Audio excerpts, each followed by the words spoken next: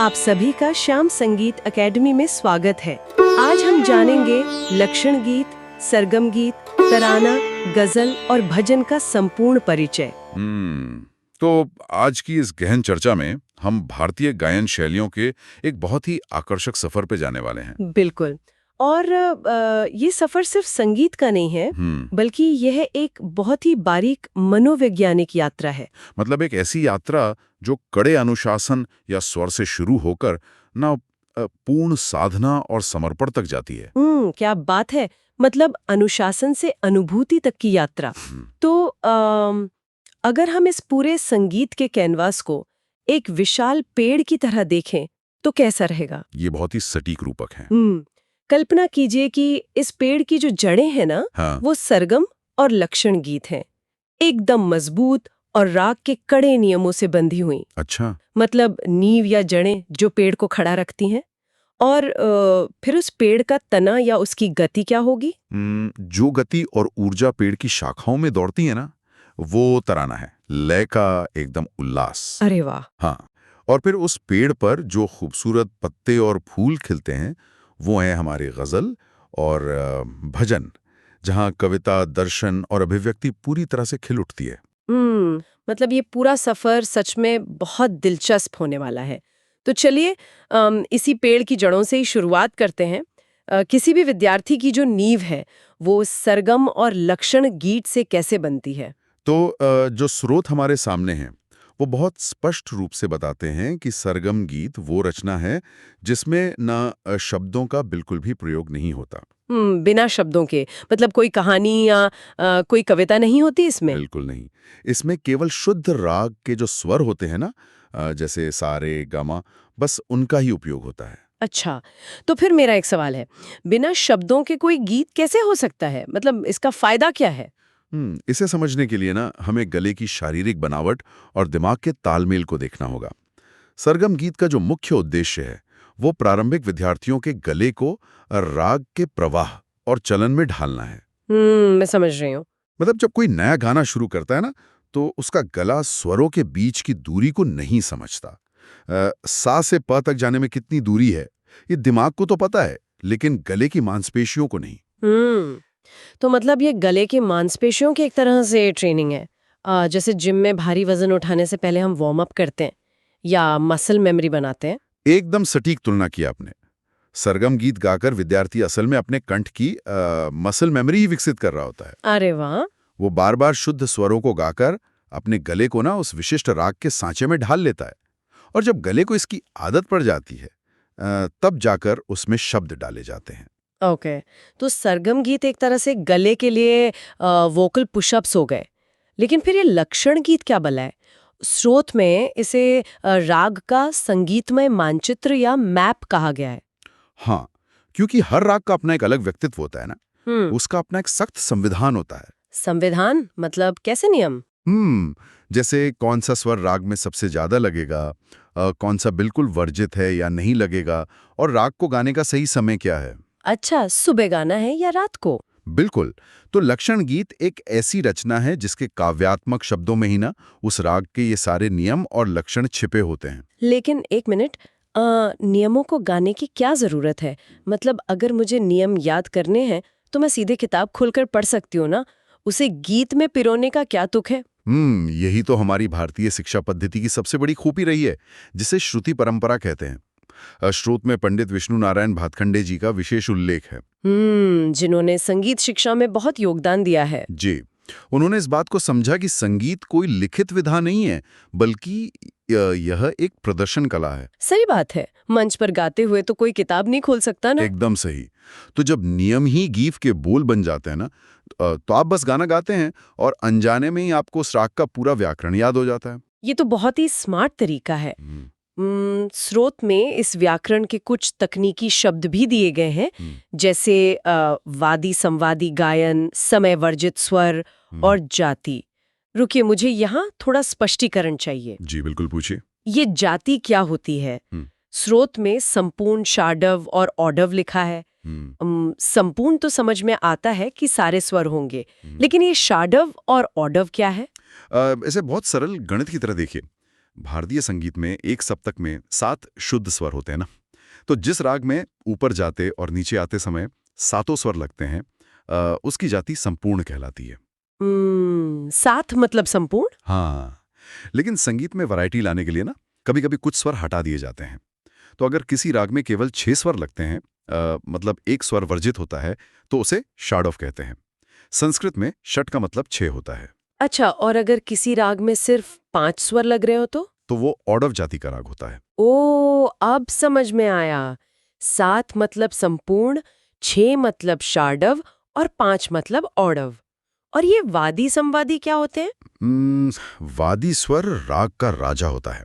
मतलब वह स्वर जो राग में बार बार और सबसे ज्यादा इस्तेमाल होता है, और संवादी उसका मंत्री है। अच्छा, जो वादी से थोड़ा कम लेकिन बाकी स्वरों से ज्यादा लगता है। बिल्कुल। तो लक्षण गीत गाते ही ना विद्यार्थी को पता चल जाता है कि उसे किस स्वर पर सबसे ज्यादा रुकना है। मतलब अगर सरगम गीत गले के लिए वोकल पुशअप्स हैं, तो लक्षण गीत उस राग का पूरा इंस्ट्रक्शन मैनुअल है जिसे आपने गा गा कर याद कर लिया है। एकदम सही। और मजे की बात यह है कि सरगम और लक्षण गीत दोनों में ही स्थाई और अंतरा होते हैं, और ये आमतौर पर ख्याल गायन शैली में ही गाए जाते हैं। इससे तो नींव पूरी तरह से कंक्रीट की तरह पक्की हो जाती होगी। हाँ बिल्कुल। लेकिन नींव पक्की होने के बाद इमारत हमेशा ऊपर की तरफ बढ़ती है ना। लक्षण गीत से हमें राग का नक्शा तो मिल गया, लेकिन जब कोई गायक उस नक्शे को गाते गाते अचानक एक तेज गति में चला जाता है और ना अधेर तनन जैसे शब्द गाने लगता है, तो ऐसा लगता है जैसे किसी ने नियमों की किताब अचानक बंद कर दी हो। ये तराना क्या चीज है? क्या ये सिर्फ गले की कलाबाजी है? ये एक बहुत ही आम भ्रांति है कि तराने के शब्द निरर्थक हैं या ये सिर्फ तेज गाने का बहाना है। हमारे स्रोत इस रहस्य से बहुत ही वैज्ञानिक तरीके से पर्दा उठाते हैं। अच्छा जी, तराने की शुरुआत मध्यकाल में हजरत अमीर खुसरो द्वारा की गई थी, और उन्होंने जो शब्द चुने ना, वे हवा में उछाले गए शब्द नहीं थे। तो फिर ये ना, धेर, तुम जैसे शब्द आए कहाँ से? मतलब अगर इनका कोई अर्थ नहीं है तो इनका स्रोत क्या है? इनका स्रोत इंसान की भाषा है ही नहीं, बल्कि ये वाद्य यंत्रों की भाषा है। अरे वाह, वाद्य यंत्रों की भाषा? हाँ, तराना मूलतः वीणा, सितार या तबले जैसे वाद्य यंत्रों के जो आघात प्रत्याघात होते हैं ना, जिन्हें स्ट्रोक्स कहते हैं, उनको इंसान के गले से प्रस्तुत करने की कला है। मतलब जैसे तबला वादक जब तबले पर मारता है तो धा धिन ना की आवाज आती है। बिल्कुल। तराने में गायक इन्हीं आघातों को अपने गले से ना धिर धिन के रूप में गाता है। लेकिन एक बात बताइए, अगर तराने के शब्द सिर्फ वाद्य यंत्रों की नकल हैं, तो फिर इसके लिए इंसान के गले की क्या जरूरत है? बहुत वाजिब सवाल है। मतलब अगर सितार या तबले की तेज आवाज ही निकालनी है तो मंच पर सीधे सितारी क्यों नहीं बजा लेते? गले को इतना कष्ट क्यों देना? इसका जवाब ना मानव क्षमता की अंतिम सीमा के परीक्षण में छिपा है। मतलब सोच के देखिए, एक वाद्य यंत्र के लिए तेज गति या द्रुत लय में आघात करना आसान है। हाँ, क्योंकि वहां उंगलियों का इस्तेमाल हो रहा है। बिल्कुल। लेकिन इंसान के गले से अपनी सांस को नियंत्रित करते हुए उसी यांत्रिक गति और झंकार को पैदा करना, जिसे गमक कहते हैं। हाँ, गमक, उसे पैदा करना एक चमत्कार है। जब गायक तुम नोम तनन गाता है ना, तो वो केवल आवाज नहीं निकाल रहा, वो अपने स्वर यंत्र को सितार के तार की तरह झंकृत कर रहा है। ये तो वाकई अद्भुत है। मतलब हम सदियों से जिन्हें निरर्थक शब्द समझ रहे थे, वे असल में वाद्य यंत्रों की स्वर लिपि है जिन्हें गला चुनौती दे रहा है। सही कहा आपने। और यही कारण है कि तराना आमतौर पर द्रुत लय यानी तेज गति में गाया जाता है, और अक्सर ख्याल गायन के बिल्कुल अंत में इसका इस्तेमाल होता है। अंत में ही क्यों? बीच में क्यों नहीं गा सकते? क्योंकि जब गायक ने पूरे प्रदर्शन के दौरान राग के हर नियम को बहुत धीमी गति से समझाया है, तो श्रोता एक तरह की मानसिक शांति में चले जाते हैं। अच्छा, तो उस शांति को तोड़ने के लिए? हाँ, उस शांति को तोड़कर ऊर्जा के चरम बिंदु तक पहुंचने के लिए तराना गाया जाता है, ताकि श्रोता अब शब्दों के अर्थ में ना उलझें, बस शुद्ध नाद और तबले की लयकारी का आनंद लें। तराने की इस तेज हवा और गति के बाद ना, मुझे लगता है कि इंसान बहुत देर तक सिर्फ लयकारी में नहीं रह सकता। एक ठहराव की जरूरत महसूस होती है। बिल्कुल, मतलब विचारों, शब्दों और भावनाओं की वापसी होती है, और स्रोतों के अनुसार ये वापसी होती है गजल के रूप में। यहाँ से हमारी यात्रा एक बहुत ही अलग मोड़ लेती है। मतलब अगर सरगम अनुशासन था और तराना गति, तो गजल पूरी तरह से सौंदर्य दर्शन और मानवीय भावनाओं की अभिव्यक्ति है। मैंने स्रोत में गजल का शाब्दिक अर्थ पढ़ा और मुझे बहुत हैरानी हुई। इसका अर्थ लिखा है औरतों से बातें करना या उनके बारे में बातें करना। ये थोड़ा अजीब नहीं है? शुरुआत में ये बिल्कुल भी दार्शनिक नहीं थी। अपने अरबी मूल में गजल पूरी तरह से भौतिक प्रेम, मिलन और विरह की विधा थी। अच्छा, मतलब दुनियावी प्रेम, जिसे इश्क मजाजी कहा जाता था। हाँ, लेकिन फिर ये विधा यात्रा करते हुए ईरान पहुंची और वहां इसका संपर्क सूफी संतों से हुआ, और यही गजल के डीएनए में सबसे बड़ा बदलाव आया। सूफी संतों ने ऐसा क्या किया कि एक भौतिक प्रेम की कविता सीधे दर्शन में बदल गई? सूफी संतों ने इसके प्रतीकों को पूरी तरह से उलट दिया। उन्होंने इस दुनियावी प्रेम को आध्यात्मिक प्रेम में बदल दिया, जिसे इश्क ए हकीकी या सच्चा प्रेम कहते हैं। अरे वाह! हाँ, सूफी दर्शन के अनुसार जो प्रेमी है वो कोई इंसान नहीं बल्कि एक साधक है, और जो प्रेमिका है वो कोई और नहीं बल्कि ईश्वर है। मतलब गजल में प्रेमिका की बेवफाई या उससे दूर होने का जो दर्द बताया जाता है, वो असल में इंसान की आत्मा का परमात्मा से दूर होने का दर्द है। बिल्कुल, यही गजल की असली गहराई है। और इसके बाद ये परंपरा वली दक्कनी और अमीर खुसरो से होते हुए भारत आई, जहां इसने उर्दू और हिंदी का लिबास पहना। जी। लेकिन ये सिर्फ भावनाओं का खेल नहीं है ना। स्रोत इस बात पर बहुत जोर देते हैं कि गजल की जो संरचना है, उसकी जो वास्तुकला है, वो गणित की तरह सख्त होती है। हाँ, मैंने भी सुना है कि गजल लिखना आसान नहीं है। स्रोत में एक पूरी विजुअल गाइड दी गई है। चलिए इसे थोड़ा डिकोड करते हैं। सबसे बुनियादी इकाई को शेर कहा गया है। हाँ, एक शेर में केवल 2 पंक्तियां होती हैं, और गजल की सबसे बड़ी खासियत यह है कि हर शेर अपना एक स्वतंत्र अर्थ रखता है। मतलब उसे समझने के लिए ऊपर या नीचे का शेर पढ़ने की जरूरत नहीं है। एकदम सही, वो अपने आप में एक मुकम्मल कविता है। शेर की प्रत्येक पंक्ति को मिसरा कहा जाता है। पहली पंक्ति मिसरा ऊला और दूसरी पंक्ति मिसरा सानी। बिल्कुल, और गजल का जो सबसे पहला शेर होता है ना, उसे मतला कहते हैं।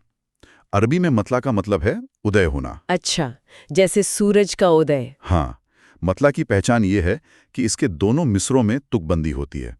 और गजल का जो सबसे अंतिम शेर होता है ना, उसे मक्ता कहते हैं। मक्ता मतलब काटना या समाप्त करना ना? जी, और इसमें अक्सर शायर अपना उपनाम या तखल्लुस डालता है, जैसे गालिब, मीर या फराज। स्रोत में इस वास्तुकला को समझाने के लिए ना 2 बहुत ही भारी तकनीकी शब्दों का इस्तेमाल किया गया है, काफिया और रदीफ। ये लय के विज्ञान में कैसे काम करते हैं। स्रोत में एक शेर दिया गया है, 2 रोटी के अलावा 4 की बातें नहीं करते, करोड़ों लोग कोठीकार की बातें नहीं करते। ये उदाहरण काफिया और रदीफ को समझने के लिए एकदम सटीक है। जरा इन शब्दों को देखिए, 4 और कार।